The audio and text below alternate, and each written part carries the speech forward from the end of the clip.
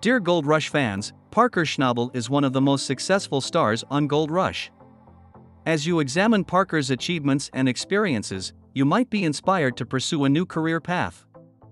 Additionally, many people are curious and want to know the remuneration Parker has paid to his crew members.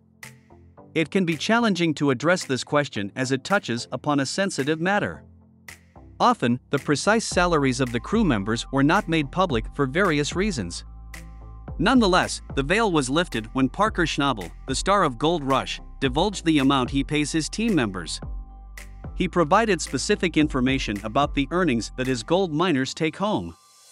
Gold mining is known to be a profitable yet hazardous enterprise. However, akin to any other industry, its workers do not earn exorbitant amounts.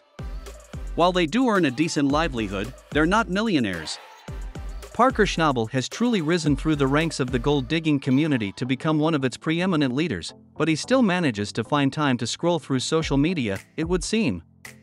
During a recent conversation on Reddit about Gold Rush, Schnabel chimed in when one user balked at the thought of having to work as a miner for low wages.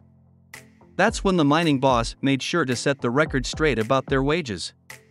He explains that most people start at $28 per hour, but the work itself sounds pretty intense.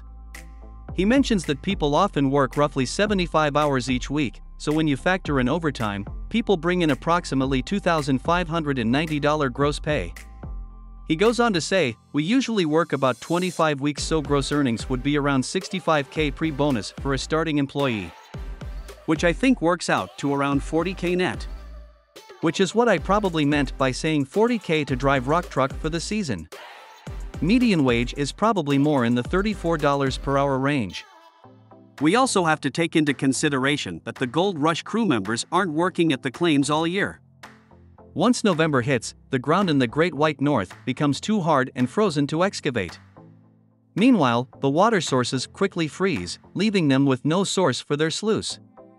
So, the crew members only work as a part of Schnabel's team for 7 months, from March 1st to October 31st. That salary and those overtime hours all supplement those 5 months that the team is away from site. However, workers have a chance to earn even more dough via bonuses. Parker doesn't say how much of a bonus people usually end up with, but it's described as significant. Then there are other extenuating factors, such as the fact crew members don't have to pay for housing or food when they're on site. They've even been supplying the beer. Having a private life while spending much of your time on the claim site is almost impossible. Signing up with a reality production crew and giving them the permission to follow you and capture all that you do make it impossible to enjoy any form of privacy. However, there is a small caveat. Having a private life while spending much of your time on the claim site is almost impossible. Signing up with a reality production crew and giving them the permission to follow you and capture all that you do make it impossible to enjoy any form of privacy.